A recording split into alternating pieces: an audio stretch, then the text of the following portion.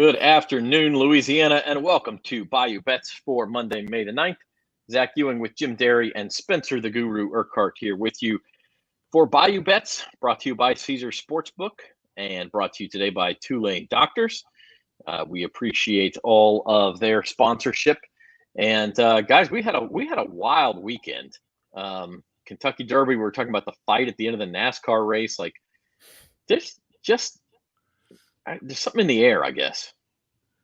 It's crazy. I mean, I know what's going on, and we were just talking about out there. We got flopping in the NBA. We never talked about that part. We got horses wanting to bite the other horse. We got Chris Paul's mom getting attacked in the stands. Like, I mean, the nut fans at it again. Where's the Mother's Day love? I just want to know what happened. What's going on? It was friendly at my house. I don't know. Anyway, before we get started, I do want to mention a couple of things. We are brought to you by Tulane Doctors, innovative research, inspired patient care. Visit TulaneDoctors.com. And also by Caesars Sportsbook, and like to invite you to sign up for the Caesars Sportsbook if you haven't already. You can go to NOLA.com/Caesars, and if you use that promo code at NOLA.com/Caesars, your first bet insured all the way up to $1,100. So you take a shot on an NBA playoff bet or a Major League Baseball bet tonight. If it doesn't work out, you get all that money back in your account. You can bet it again. So pretty good deal there for new users. Go to NOLA.com/Caesars. Also excited to say in a few minutes, we're going to be joined by Mikie Mahtook on this show, former LSU star, former major leaguer who just recently retired. He's starting his own show. We'll talk to him about that. And we'll have some, we'll talk a lot of baseball today. But I did want to start with the Derby, guys. Of course, as we all know, Rich Strike, the 80-1 shot, won the Kentucky Derby. An upset really unlike anything anybody's ever seen. The only time anything like this has ever happened in the Derby was back in 1913, before anybody was alive. And you see the number there, number 21. Well, there's only 20 stalls in the race, so he was an alternate. He wasn't even supposed to be in the race. And like the announcers didn't even say his name until the end of the race, until he won. Like nobody knew he was in the race until he won the race. Yeah. I mean, I'm sorry. I never heard of the horse. I mean, all the prepping we did with Jeff Duncan, and I actually spent a lot of time, then ended up not betting because I don't know. I didn't want to go through the whole rigmarole of what I had to do to get the app on my phone. We'll talk about that at another point. But I'm kind of glad I didn't bet because obviously I didn't have 21 and any of my bets. Our experts did nail down the other two horses that were in there. We talked a lot about Center and Zandon, but hey, I mean, every once in a while you get it. The thing is, if you just hit one of these in your lifetime, you're going to be ahead, right? 80-1. I mean, our grandparents did it. They hit it back in 1913, and they're ahead too. Yeah, I guess so. Our grandparents weren't even alive in 1913. Mine were a year old in 1913, but they're no longer with us. So mine were 11. So I think you could back then. You could bet when you were 11 in 1913. Probably so. Probably so. So I have to bring something up. You guys have, I'm sure, seen the overhead video of the end of the race, which is incredible to see where Rich Strike was way, way back. And you see the prices there. Like he comes from, not only was he an underdog, with a half mile to go, he was buried in this race. He was in traffic. He was way back. I mean, even a favorite in that position, you'd be like, well, look, it's not his day. So he puts on the jets like that, showing speed he's never shown before. And then as we were talking about before the show, afterward, he's like nipping at the outrider. He like won't stop biting the filly who's got the outrider, trying to take him, almost bucked the outrider right, or the steward right off the outrider.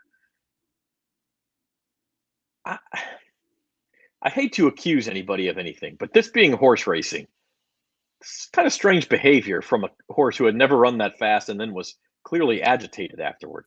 I'm going to let Spence answer this one. I will say the first thing that my son said when he crossed the finish line and then that was happening, he goes, man, what kind of cocaine did they give that horse? I'm just saying. Oh, he was wired up. He was just wired up on adrenaline, and it was just like an overload probably. And it just, I mean, horses, it's an animal. They do what they want.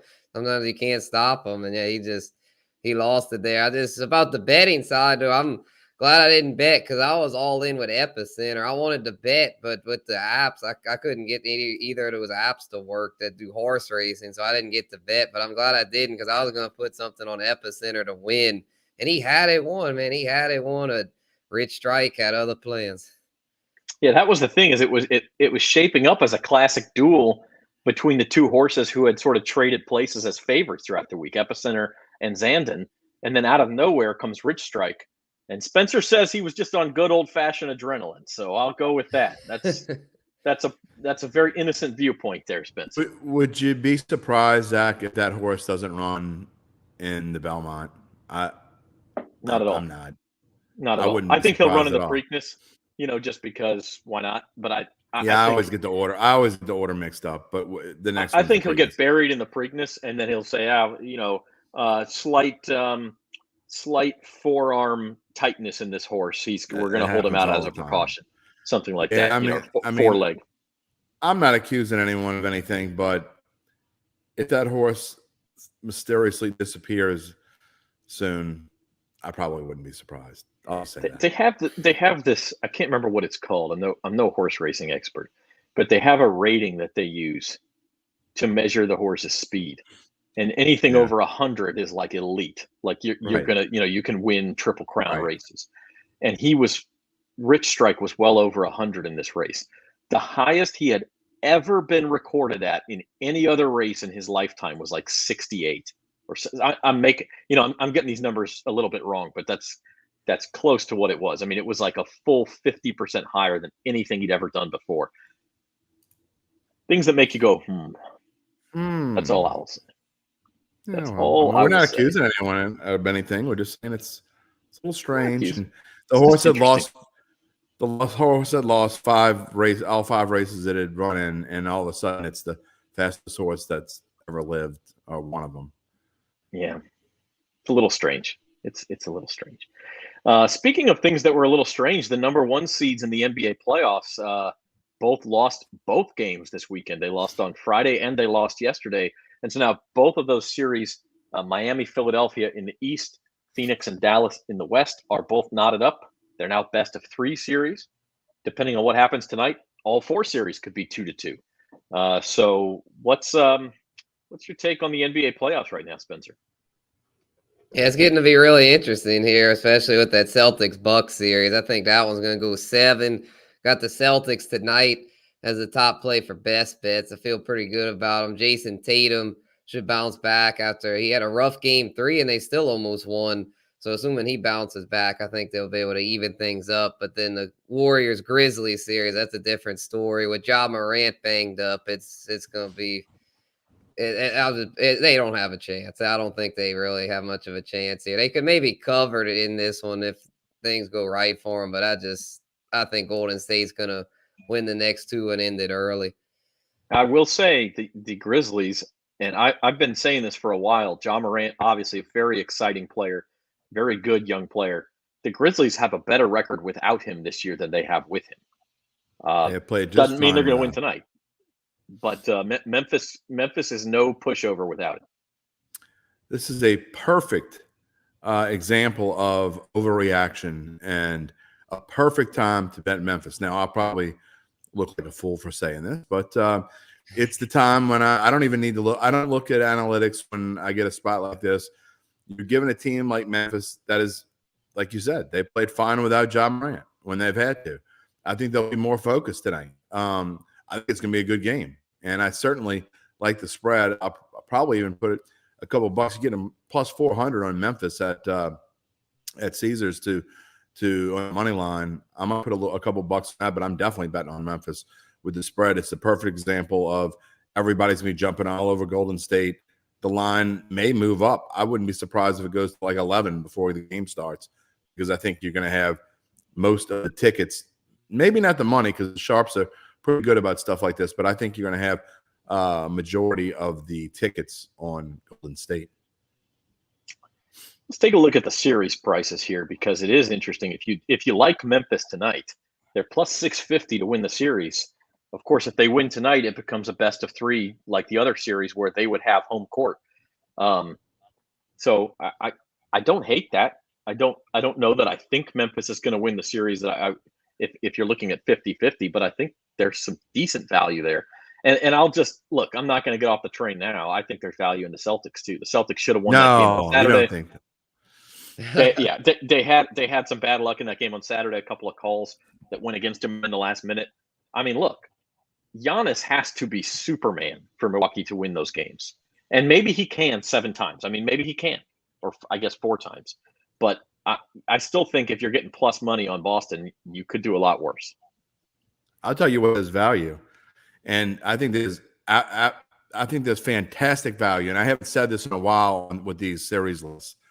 I think there is tremendous value on Phoenix at -2. I mean, they're plus 275 to win the title. I think that here's another case of overreaction. Yes, the Mavs have played well in their home venue against the Suns. They played with attitude, great. But they got a ton of help from the officials in game number, 4? I mean, a ton of help. I mean, I don't know what the deal was with. We all like to. I'm sure Pels fans were enjoying how they would treat Chris Paul, and I think every time he breathed on anyone from the other team, they were calling a foul. I told my son, I said, as soon as he comes back, he had 5 fouls. It is set out. I said, as soon as he comes, and it was the same official. The same official kept calling the fouls on Chris Paul. I said, as soon as he comes back in, he'll be gone within 2 minutes. I don't care what happens. They'll find a way to get him out of there, and they did. And so I just think that this is an overreaction. I think Phoenix is going to win this series, and I actually think they're going to win it fairly easily. We talked about how dominant they were over Dallas in the first, I think 9 games in a row they had defeated them. I think when they go back to Phoenix, it's going to be a whitewash. Even if Dallas finds a way to win in Dallas in Game 6, which I don't think they will, I think that Phoenix wins this series, and whether it's in 6 games or 7 games, and I think Game 5 is going to be a whitewash.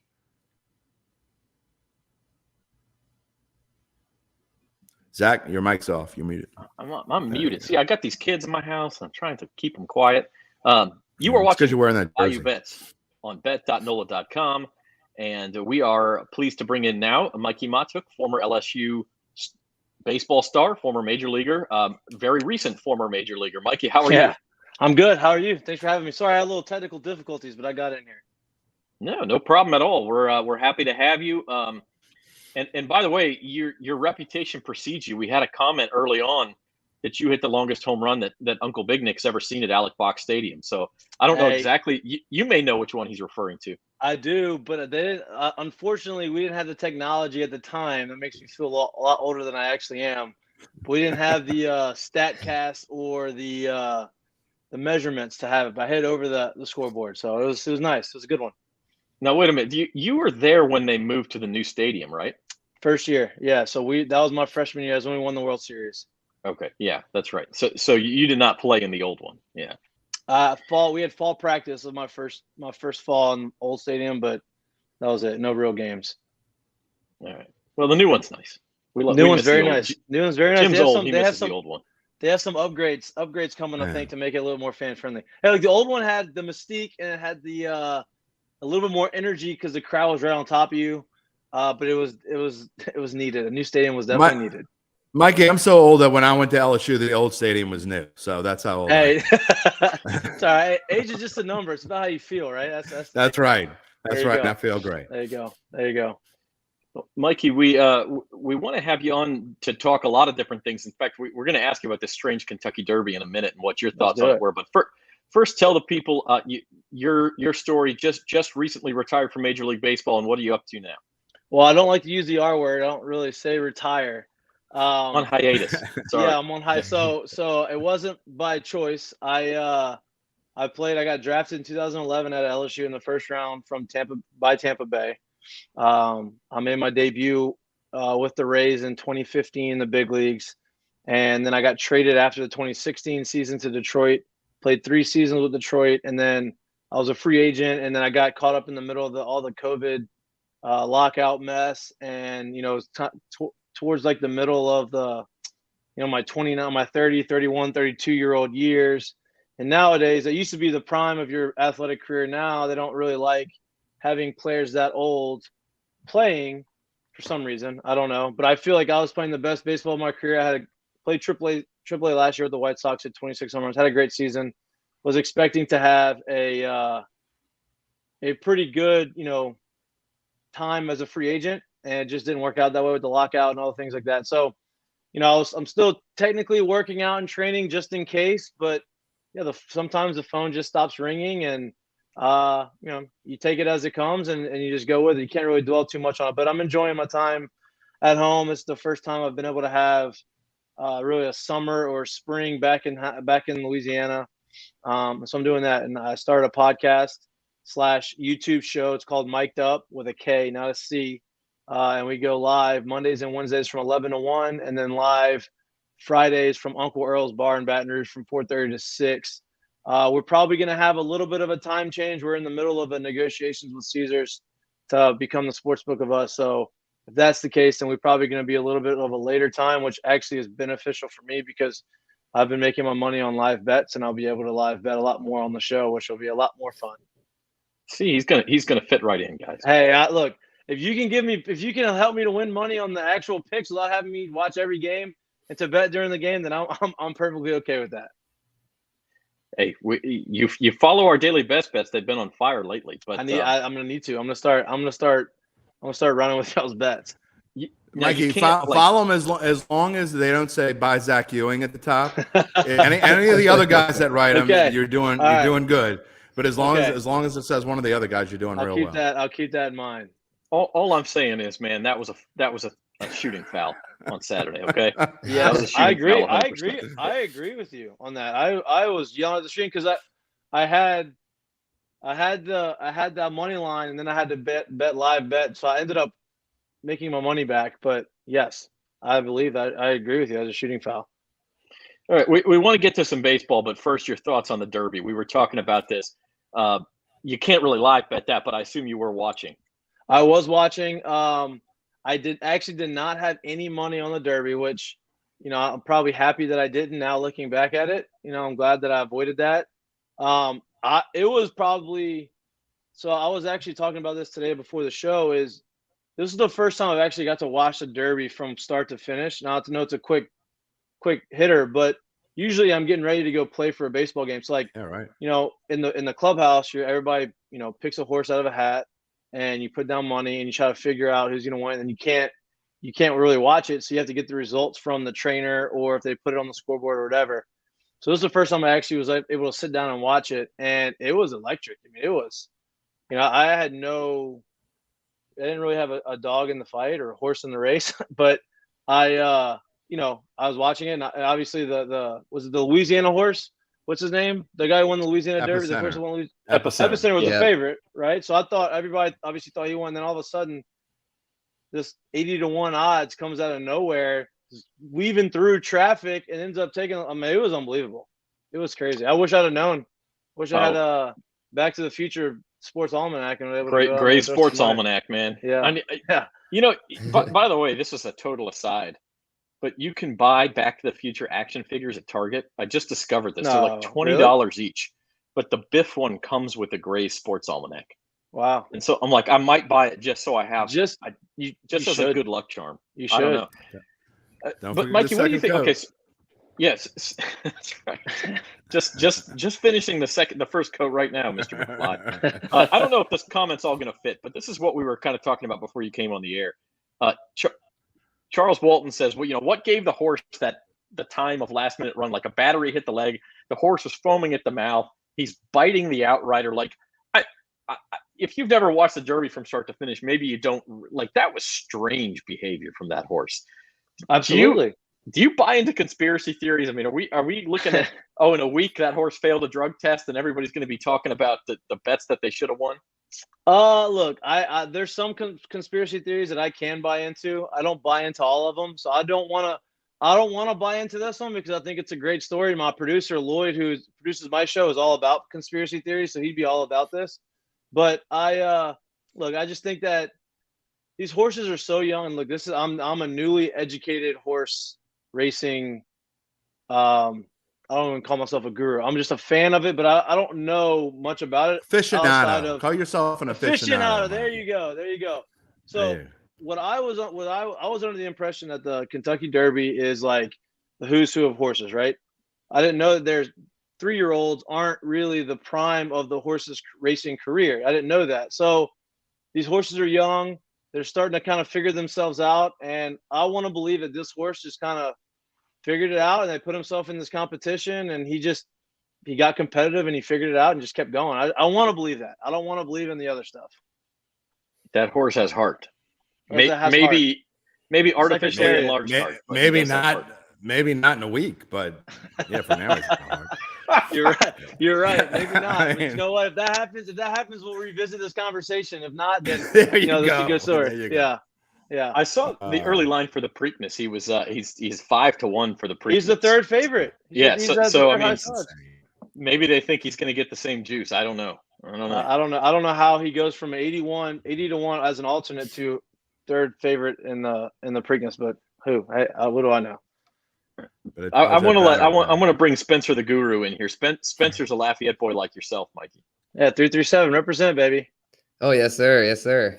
So, yeah, Mikey, I had a question for you about with betting on baseball. How do you like to approach it? Because they got the run lines and of course just the money line. Where do you usually go when looking at a baseball game? So I'm a new baseball bettor because obviously I didn't want to Pete Rose this thing and I didn't want to bet until I felt like I was officially done. But for me, the way baseball is going and the way, the future of baseball, I guess, is starting pitchers don't go really deep into games. So I like to bet the first 5 of the games because those are a little bit more predictable than the back half. Bullpens are kind of taking over the pitching staffs of baseball. And even in college baseball, watch LSU.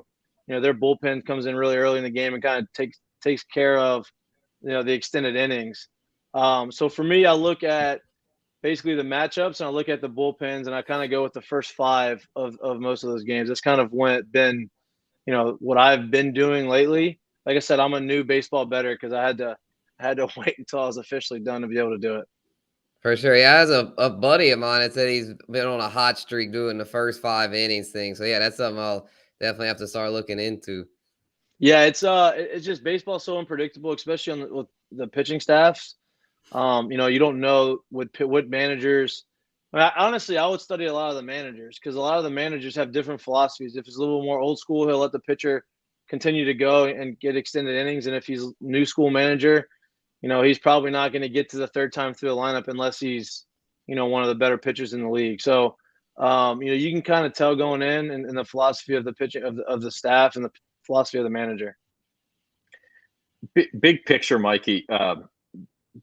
Your feeling on the major league season so far? Obviously, the big market teams. You look at this list: LA, New York, all doing real well. The other story is the deadened baseball. Balls aren't flying as far. Oh yeah. What are your impressions so far in the first month? For me, it's like I don't understand how Major League Baseball. First of all, Major League Baseball. And I'm not you're going to conspiracy theories. I'm not being a conspiracy theorist right now, but Major League Baseball bought Rawlings. Rawlings is the baseball that they use for the field of play, right? And when you have pitchers complaining and hitters complaining, then there's something seriously wrong with the baseball. And, when you have guys hitting balls at, exit velocities of 100 plus miles an hour and all these launch angles and these balls aren't going over the fence, I think that's an issue. Now, from what I've been told and the guys that I've talked to it's not necessarily that all the balls are bad. They're just very inconsistent. You don't know, you're not getting the same type of baseball game in and game out. And I don't see how that, which is worse. That's worse. I don't see how you can't figure that out. You have, they have the humidor, they put all the balls in the same type of thing. So you don't have, different climates aren't affecting the way the balls come out, the way the balls are before the game starts, right? I'm all for that. But you have to figure out how to make the ball more uniform. Some balls are slicker than others. Some balls are more juice than others. It's I don't understand how they haven't figured that thing out. And it's a real issue. And now they're doing the grip stuff, and you can't have any of the sticky stuff. Which, listen, I'm all for having something to help grip the baseball. Now, when it changes the type of pitch that you're throwing, like if you have the spider tack stuff that's very sticky, and it creates more of a spin and creates more break on the breaking balls and allows the pitch to be something that it's not, that's not fair. But if you have the old rosin and sunscreen that give you a little bit extra tack so that you have control of the baseball, I think that's fine with me. I'd rather not get hit in the head with 100. I'd rather you just be able to have a little more control with that. Have you noticed, were you able to handle these baseballs at all? Obviously not playing this year, but have you been able to handle them at all and tell any difference yourself? Yeah, so in 2019 was when the balls became kind of an issue because they were known as being juiced. And I'll tell you this, in 2019, these balls were absolutely flying. Like they were, guys were hitting homers that probably shouldn't be hitting homers, or balls were flying out that probably shouldn't be, flying out. And then COVID happened, so that kind of took away from the attention of all the baseballs. And oops, sorry. Am I still on here? Yeah, you're good. You're good. Oh, I don't see the screen anymore. Oh, uh-oh. Well, we can hear you. All right, well, I'll keep talking. Yeah. Actually, I can't keep talking. Hold on one second. Uh, I don't know what happened here. To Mikey's point, though, like there was a year, I think it may have been last year, where baseball admitted that they were mixing some deadened balls in with the juiced balls, and nobody knew what the hell they were getting. I mean, like it was like a pitcher could grab a ball and you can't tell it just by feeling it, and you throw it and you think you get a can of corn and the ball's flying out of the yard, or vice versa. Yeah, and Mikey, Mikey, that's not the first time that kind of thing has happened with like just weird things with the balls. I mean, it's not the first time. No, for sure. And the MLB denied it. MLB used to talk about, oh no, we can't change the balls, so there's no way we can alter the balls. And now they finally they admitted it, like, no, we can. And now we've deadened the baseballs, but they haven't been able to get a grasp on, okay, how much can we deaden it, and how much can we make it live, and how much, like, where's the happy medium? And yeah, you can see the difference. You can feel the difference when you hit it. Now you're gonna have guys like, Vlad Jr. and guys that have Aaron Judge, guys that have like ridiculous power that you're not even gonna see the difference in it.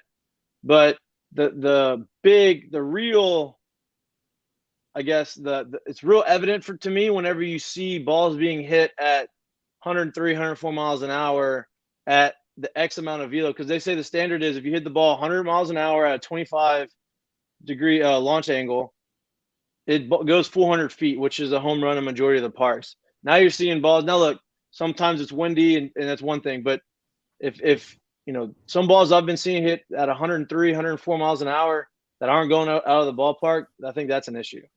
You look at a guy like Cody Bellinger, Mikey, who just has this phenomenal year, and then I'm not saying it was the balls or something changing his swing or whatever it was, but he's not the only player where they've had now, maybe not to his drop-off ratio, but I mean, he just dropped off. He can't hit the baseball. I mean, do you think a guy like that, who obviously has star potential, that's something with the baseballs could have affected him and it feels different to him?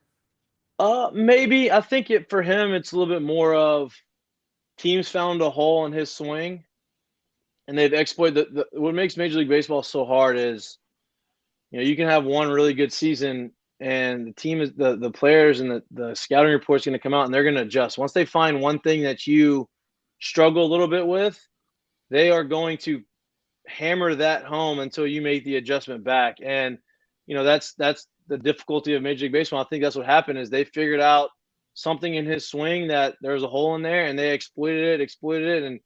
And when you continue to do that and you're working mid-season to try to fix it, which is really hard to do, that's very discouraging and it takes a lot of confidence away. Even if you have won an MVP in the past like he has, it's a hard game. And, I think he's extremely talented. He's still super young that I think that he can right the ship and figure it out. And luckily for him, he's on a team that they don't really need him to be the MVP caliber player right now because they have such a deep lineup. But, they like to have him become quote Cody Bellinger again so that, their World Series chances increase. And you talk about those World Series. I'm sorry, Zach. You talk about the World Series champion odds, and Patrick, if you could put that that slide back up on the screen. I no, there you go. I still think the Dodgers, I think that's a great value at them at plus 475. And really, I know they probably haven't started the way they would have hoped, but one of your former teams, the White Sox, plus 1,800, I think a great value there. Both of those teams, to me, I think you could get some value out of betting them now. Yeah, I think that the White Sox have started out a little slow. They have a bunch of injuries. They had the injury bug hit them hard last year. It's hit them hard again. They're struggling a little bit to start the season, but it's such a young part of it. Such a young season, young part of the early into the season. It's a marathon, and so I don't look too much into the April and Mays. Once June and July comes, if the teams are still struggling a little bit, that's kind of an issue. It's hard to make the run after the World Series. You don't see many Washington National runs like they did when they won the World Series. I tell you what, looking at this, I love the Blue Jays, and I'm not saying this because one of my best friends is on the team and pitching extremely well, but I don't think that there's a lineup as good as Toronto, and they have some starting pitchers that are unbelievable. I think that for some reason people aren't giving them the credit. No, they're in a tough division, but I don't think people are giving them the credit that they deserve. But plus 800 to me, for them, I think that's a great pick. I think by the All-Star break, they may be the favorites to make it there. I got him at plus 13, so I'm glad to hear you say that. Yeah. You got him. Yeah. I mean, I got him. I love their team. I think their team is they have a great mix of veterans and extremely talented young guys. I mean, it's basically the sons of all Major League All-Stars. Yeah, but Bichette needs to start hitting now. What's that? Bichette needs to start hitting a little bit though. Yeah, he will. He'll turn it on. I'm not worried about him. I think that the beauty of having such a deep lineup is you don't have to rely just on one guy struggling.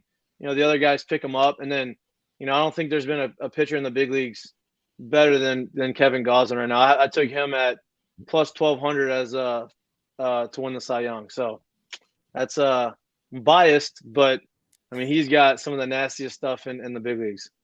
He's got unbelievable numbers right now too. Like strikeout to walk ratio is like 40. He only has one walk. Yeah, one walk. Yeah. So doing really well. Blue Jays and Yankees start a series tomorrow. I think it's actually the second time they've played already, but that'll be one worth watching because obviously the Yankees are playing real well too.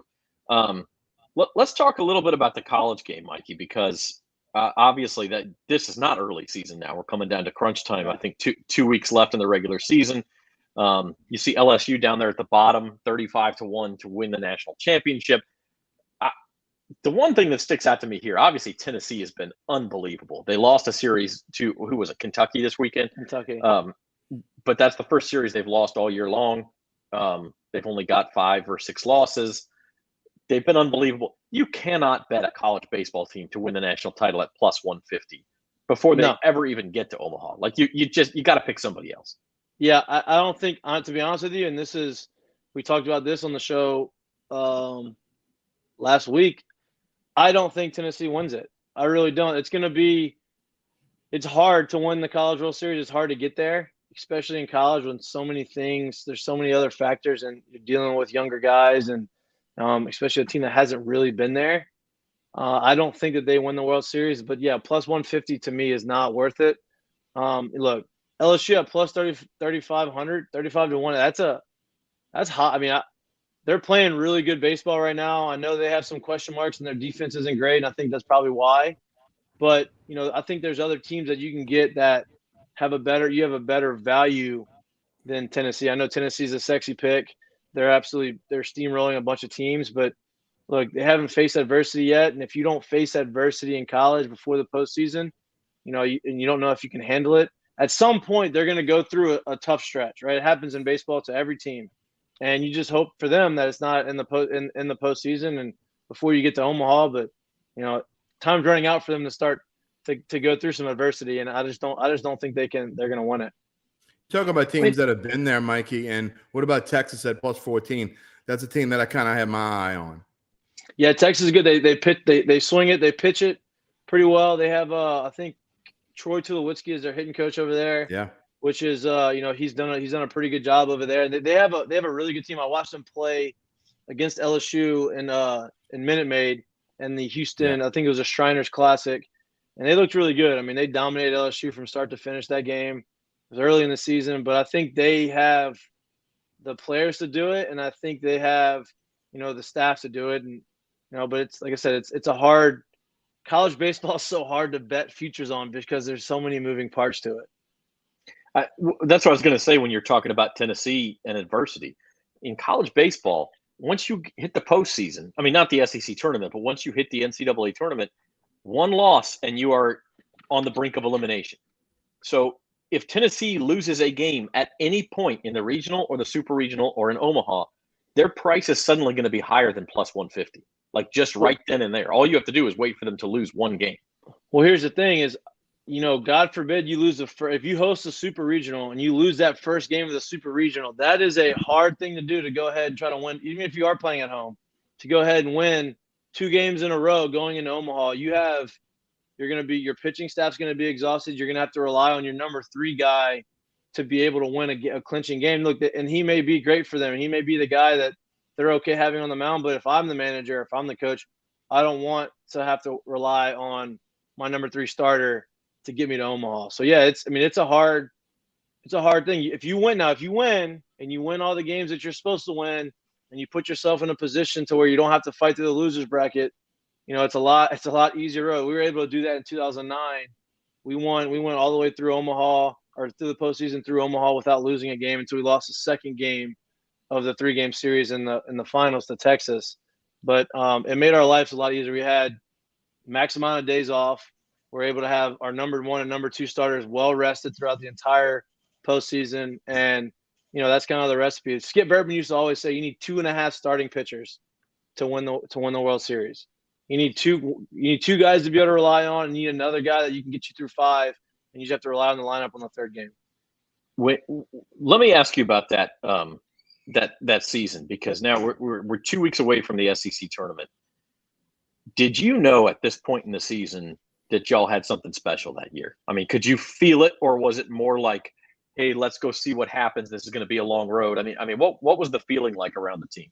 Well, we knew from day one that we had a special team, just from the season they had the year before. They had that 23-game winning streak, and they were able to make it to Omaha, and they won a game in Omaha. We had a lot of those guys coming back. Lewis Coleman decided to stay in school and not enter the draft or not sign.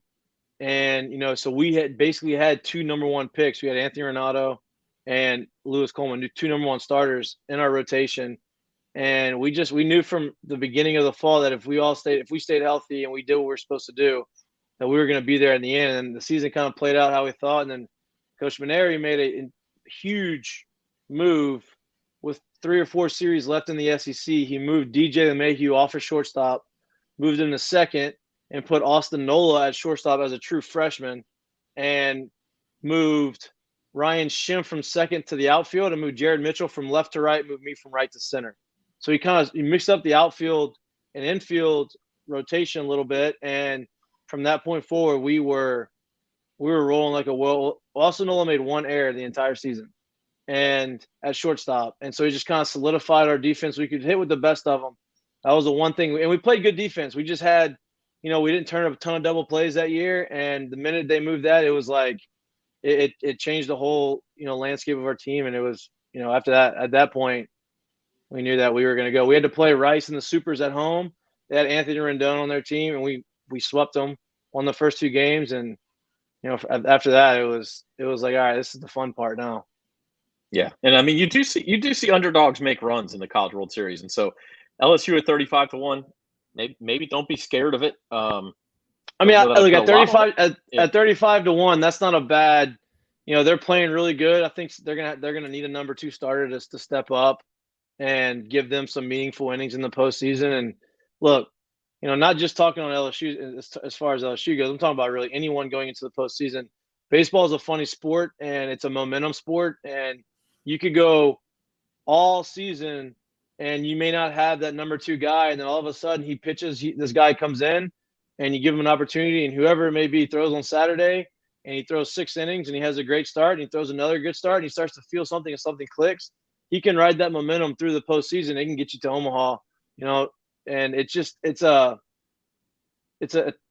momentum sport. It's a momentum game, and if you have a guy that something clicks at the right time, and you get hot at the right time, I think that can carry you a long way. Yeah, I mean it's one of those things too where if you get a guy like that, you don't like nobody has a book on him, right? Like nobody's had time to watch film on it or whatever, and you can certainly take advantage of that. So Mikie Mahtook, former LSU star, and we'll say we're not going to say ex Major League Baseball player yet, but on hiatus Major League Baseball player. Before we let you go, Mikie, I'm going to get your take on the NBA playoffs because we talked about that on your show a lot last week. Here are your futures odds. Where's the value in your eyes on this list? You know what? I honestly think the value is. I don't want to say the Sixers because I don't believe they can do it. But look, if James Harden plays the way he played, if he's back, which I don't know where that came from, I'm mad that he did it because he lost me money. But if he can play like that, they have a chance. I really think that the Celtics and the Heat at plus 700, the way they play defense, I think they have a legitimate shot. I think that the Bucks kind of bullied the Celtics a little bit last game, but the way both those teams play defense, I think they have an opportunity to make a run. I think Phoenix is going to be there at the end. It's going to be, as far as value, I think the Celtics and the Heat right there at plus 700 to me is a good value pick. Yeah, I like your thought on the Sixers also because I'm with you. I don't think they can win it, but if James Harden is going to become James Harden of 3 years ago, that changes the equation. Now, one game is one game. I don't want to be a prisoner of the moment. I do not want to be a prisoner of the moment, but I mean, he almost put up a triple-double. Because he actually tried, Mikie. It was one of the few games where he actually started moving around and tried. It's the postseason. What if that's what he's going to do? Yeah, what if he's going to start trying? He must have bet on himself. Hey, yeah. I'm just kidding. That's a joke, by the way. I think you should be able to bet on yourself. You should only. I 100% agree. You should only get penalized if you bet against your team. If you bet for your team, go for it. 100% agree. Makes you more motivated, right? That's a finicky. That's a fickle. That's a tricky situation there. I get that, but if you're betting for your team, go for it. Or maybe especially if you're just to leave that one. No, especially if you're not betting on anything that has to do with your team. If you're playing for the Cubs and you're betting on a West Coast Angels Mariners game, who cares? I mean, that's. I mean, yeah, I agree. It's you can't rate. I mean, it's hard. It's gonna be hard. You just play one of those teams, or you got a buddy on one of those teams who says there's a flu going through the clubhouse. I don't know. Yeah, ask Calvin Ridley how that went. Yeah, I'm not. It becomes an awfully slippery slope. Did he win? No, he lost. I think he lost. It is a big parlay thing. He had no chance to win. He tried. Well, that's a rookie bettor. He didn't know what he was doing. Yeah. This is fun. Obviously. Plus 2,500. I can win this. Okay, I'm gonna bet that. I'm gonna do all that. Okay. Yeah, they did like a 10-leg parlay or something. And then you put $1,100 on it too. Yeah. That is a facepalm emoji right there. That's just not good. Well, Mikie Mahtook, we thanks for joining us, man. Well, I got a question for y'all. What do y'all have? What do y'all have this for these two games tonight? Y'all don't have to ask me who I like in Boston, Milwaukee. I've been on Boston, I like Boston just tonight. about every game. I have them as our top play for daily best bet. So yeah, I would say I'll take the Boston money line. But I'm with Jim. I like Memphis. Mikie, here's a reason to take Milwaukee because I like Boston too. So all three of us like Boston. So it's a perfect opportunity to take Milwaukee. I put money on Milwaukee. The line was at -1, obviously, but it's a pick 'em. So I bet Milwaukee. I also went Golden State. Now, listen, I know 10.5. Was it 10.5 or 10? 10. The line? It's 10 right now. It's 10, and that's a lot of points. So I think I'm going to be watching that game pretty closely. I think I'm going to get a lot more live betting in that game. But sure. I don't see how without Ja that they can score. I just don't. 18-4 without Ja this year. I know. 18-4. I know everybody keeps telling me that. It's playoffs Maybe time. It's the under. I don't know. Maybe it is the under. Maybe it's the under. Maybe so. But you're right. When a spread that big, my bet of the day yesterday was over Sixers. I'm sorry, Jim. And this is where you kind of like betting on the underdog. If you get Memphis plus 10, and Memphis gets out to a 23-9 lead or so. I mean, they were out to a lead actually in Saturday's game. They were out to a 20-9 lead or something. And all of a sudden that spread goes down to Memphis plus 2. now you have that big fat middle you go for. That's what we talked about. That's your move. That's what you like to do. Yeah, you get that big fat middle, and you can really be in good shape. Yep. You can catch Mikie on Mic'd Up. That's Mike with a K on Mondays and Wednesdays at 11 a.m. And also at 4:30 p.m. on Fridays, live from Uncle Earl's restaurant. So, Mikie, we'll hopefully be seeing more of you. Absolutely. Anytime you want me on, if y'all need some baseball insight, I'm not gonna give you picks. I'll give you the baseball insight, and y'all can give me the picks. How about that? It's a deal. That sounds good. All right, deal. Absolutely. All right, we'll see you later, Mikie. I appreciate it. Thanks for having me on, guys. All right. That's Mikie Mahtook, former LSU baseball star and former major leaguer. And we appreciate him being here. That was great. Yeah, it was really wonderful. fun having him on. Yeah, great insight, Zach. And you talk about especially this college baseball, and you relive those things. I think it's a perfect example of, like he talks about, whoever gets on a hot streak in college baseball. That's why we've said it for weeks now. I think all of us have said it on the show that you can't bet Tennessee at that number because, you don't know who's going to go on a hot streak. It happens every year. So, more often than not, some team's going to go on a roll. To me, you watch the conference tournaments, and that's kind of when they start, right? And like Mikie said, if you can see who's got that second or third pitcher, whoever looks best in pitching and is starting to put it together a little bit, then maybe make a little run on them. Even then, two things: Fresno State and Coastal Carolina have both won College World Series titles in the last 15 years. So that just goes to show you, man. I'm not saying good teams don't win. Vandy's won it, obviously. Oregon State, who's second on that list, has won national championships. LSU, obviously. It does happen, but it's kind of like March Madness. You just can't. It might even be worse than March Madness as far as you don't want to bet favorites. Nothing's worse than March Madness for you because Kansas won the national championship. Did that really happen? Do we have to? You have to bring we were that there. up. You were there. Yeah. We're going to change the subject. You're watching Bayou Bets on bet.nola.com. We're going to wrap the show up with a little football talk, as we like to do. The New Orleans Breakers win again. They beat the Houston Gamblers 23-16, and they face the New Jersey Generals on Saturday. So, guys, New Orleans still the second favorite, just behind Birmingham, who's the one team that's beat them so far this year. Have you seen enough USFL, Jim, to actually be an expert now, you think? Well, experts, we could always call ourselves experts. So, yeah, sure. I'm an expert. I'm an expert. But I'll still say so much that confidence. And I will say that I'm in the plus territory when it comes to USFL betting. I did have the Breakers under yesterday, which they just slipped in there a half a point, beat it by half a point. And if you bet unders throughout this entire USFL campaign, you have made money. Now, that usually turns around. I think that is going to turn around a little bit as these offenses finally start to get used to what we're trying to do. But the Breakers have played outstanding defense. And it's shown by yesterday, when you commit 4 turnovers and still find a way to win, and the other team commits no turnovers and you still win, it shows how good this Breakers team is. And so I think they're the best team in the league right now. Birmingham is really good as well. But I think you're going to see this Breakers team in there at the end. Spencer, have you played any USFL DFS yet? No, not yet. I'll tell you what, I finally watched the Breakers yesterday, and glad to see that they came back. But, man, the quarterback was struggling there, throwing some picks. So, wouldn't have wanted him for DFS. He came through when it counted yesterday. But, yeah, he did. He threw that late touchdown, so he redeemed himself. But it was overall a rough day for him. Yeah, he's been a little turnover prone. Kyle Sloter, yeah, he was.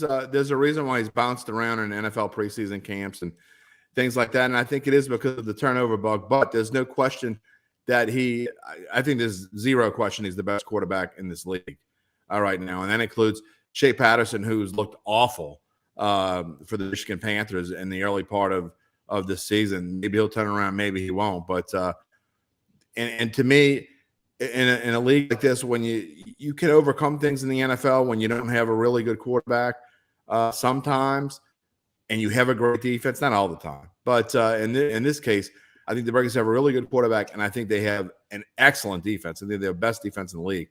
think that's why they have a chance to really to do well with this thing, and why I think they're better than Birmingham, because Birmingham's defense is not as good as the Breakers at all. It's not. I don't even think it's close.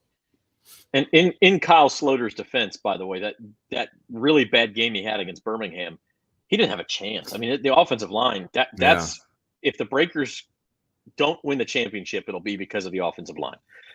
Sure. And so they need to shore that up. But I do like their team, so it'll be interesting to see. We can follow that into June, and then I think the playoffs go into July actually for the USFL, and should get us pretty close to NFL training camp. July 3rd. July. Okay. Yep. Yeah. So we've got that PGA Championship next week. We've got a lot to look forward to. 2 weeks. PGA. Well, we got the Byron Nelson Open this week, and then we got the PGA. Yeah. So next week. Next week it will be PGA week, right? Yeah. Yeah. So we'll have and then also the Preakness. We'll have to bring Uncle Big Nick out of the. We'll have to unwrap him. He'll have to wear what he was wearing yesterday for Mother's Day. Oh, okay. Photos or it didn't happen. Oh, it happened. That was a photo. It's awesome. All right. We're about to wrap things up on Bayou Bets for this week. Spencer the Guru, you like Boston tonight. What are your final thoughts as we look forward to another week of NBA playoffs and baseball and everything else? For sure. Yeah, we got a lot going on here, at the playoffs. And, Boston, I like them tonight. As well as have an MLB parlay pick. I got the Dodgers and Brewers parlay tonight. Both have really favorable pitching matchups, thinking that they'll both be able to get the wins. And also we got the fantasy show tomorrow, going over the NFL draft and so where the rookies landed and who got affected by that. So looking forward to that tomorrow at this time. Jim Derry? I don't really like anything tonight. I got to be honest. I was looking through.